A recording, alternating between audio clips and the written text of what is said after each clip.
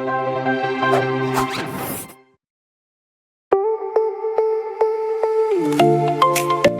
မောင်းပြသေးဘူးဆိုတော့ဘယ်လိုလာမလဲလို့စိတ်လုံရှာနေပေါ့နော်အရင်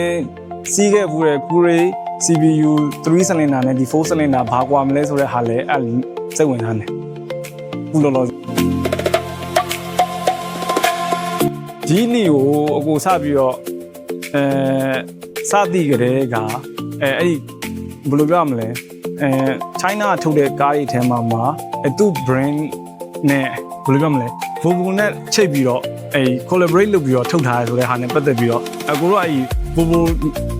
နီးပညာနဲ့ထုတ်ပြီးတော့ထုတ်ထားတဲ့ China ကားဆိုပြီးတော့အဲ့ဒီဟာနဲ့ကိုစပြီးတော့စိတ်ဝင်စားခဲ့တာပေါ့နော်ကိုရီးနဲ့ပတ်သက်ပြီးပြောလို့ရှိရင်အဲ့ဒါနေမှာ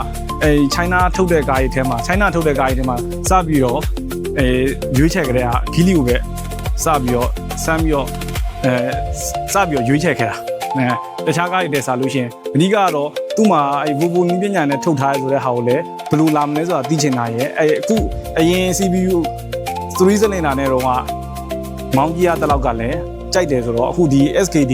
ဟိုမှာလည်းပဲ4 cylinder မှာလည်းပဲသူ့ performance ကဒီတက်ပိုပြီးကောင်းလာမယ်ဆိုတဲ့ဟာမျှော်လင့်ပြီးတော့အပြီးတော့ရွေးချယ်ခဲ့တာပေါ့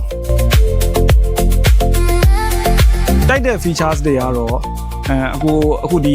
ကိုတိုင်းတော့မစမ်းကြရသေးဘူးဒါပေမဲ့ပါတဲ့အချက်တွေအရာပြောမယ်ဆိုလို့ရှိရင်3 cylinder ကနေပြီးတော့4 cylinder ပြောင်းသွားတဲ့ဟာကိုနံပါတ်1စိတ်ဝင်စားတယ်နောက်တစ်ချက်ကတခြားဟိုတွေကတော့ဘယ်လိုပြောမလဲ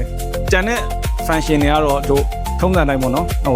2026 model ဆိုတော့2026 model ဖြစ်တဲ့အတိုင်းသူကလည်းသူပါလာတဲ့ဟာတွေကတော့ပါလာမယ်ပေါ့ဒီ function တွေထဲကနေပြီးတော့ဘယ်ဟာပို့ပြီးတော့စိတ်ဝင်စားဖို့ကောင်းမလဲဆိုတာတော့အခုလောလောဆယ်မှာမသိသေးဘူးကိုစမ်းကြည့်ပြီးတော့မှသိမယ်ဒါပေမဲ့အခုလက်ရှိမှာစိတ်ဝင်စားနေရတော့3 cylinder နဲ့4 cylinder ကြောင်းတဲ့ဟာဘာကွာသွားမလဲဘယ်လောက်ထိ performance ပိုကောင်းလာမလဲဆိုတာတော့စိတ်ဝင်စားတယ်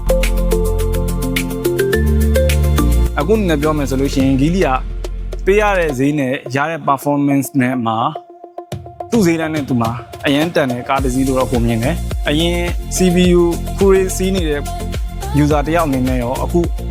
ဂီလီကိုဒီ SKD ကိုစီးနေတဲ့အခု SKD ကိုထပ်ပြီးတော့ try ဖို့စူးစမ်းနေတဲ့လူတယောက်အနေနဲ့ရောပြီးတော့ EX5 ကိုပါ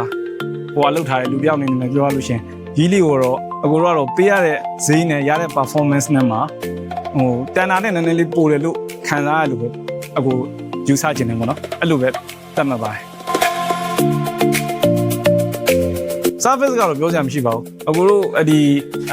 အခုလက်ရှိလည်းအရင် model အဟောင်းစီးနေတဲ့လူတယောက်အနေနဲ့ပြောလို့ရှိရင် service နဲ့ပတ်သက်ပြီးတော့ဘာမှ